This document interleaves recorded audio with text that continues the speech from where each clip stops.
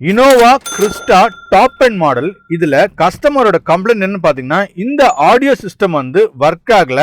இதுதான் கஸ்டமரோட கம்ப்ளைண்ட். இது கூட பாத்தீங்கன்னா இந்த டிஜிட்டல் கிளாக்கும் ஒர்க் ஆகல. செக் பண்ணி பார்க்கும்போது பாத்தீங்கன்னா இந்த side mirror, left side, right side operation function எதுவுமே ஒர்க் ஆக மாட்டேங்குது. ஸோ இந்த வண்டிக்கு ஃபியூஸ் பார்த்தீங்கன்னா ஆடியோ சிஸ்டமும் மிரரும் வந்து ஒரு லொக்கேஷனில் வரும். Left hand side glow box கீழே பார்த்தீங்கன்னா ஒரு கவர் இருக்கும். அந்த கவர் ஓப்பன் பண்ணிங்கன்னா நிறைய ஃபியூஸோட இன்ஃபர்மேஷன்ஸ் எல்லாமே போட்டிருப்பாங்க. இதில் செக் பண்ணி பார்க்கும்போது பார்த்தீங்கன்னா இந்த ஆடியோ ஃபியூஸு இன்டெகிரேட்டட் மிரர் வந்து வரவே வராது. இது தனியாக இருக்கும். எங்கே இருக்குன்றது காட்டுறேன் பாருங்க.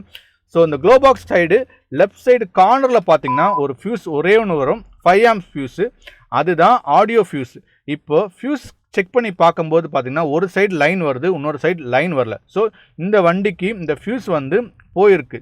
என்கிட்ட இருக்க திருப்பி அதே 7.5 ஃபியூஸ் எடுத்து போட்டு செக் பண்ணால் போட்ட உடனே பார்த்தீங்கன்னா அந்த ஃபியூஸ் வந்து பிரேக் ஆகுது. ஸோ இந்த வண்டியில் ஒயரிங் ப்ராப்ளம் இருக்கும். கஸ்டமர்கிட்ட கேட்கும்போது ரைட் சைடு மிரர் வந்து செகண்ட்ஸ் வாங்கி மாட்டிருக்காங்களாம்.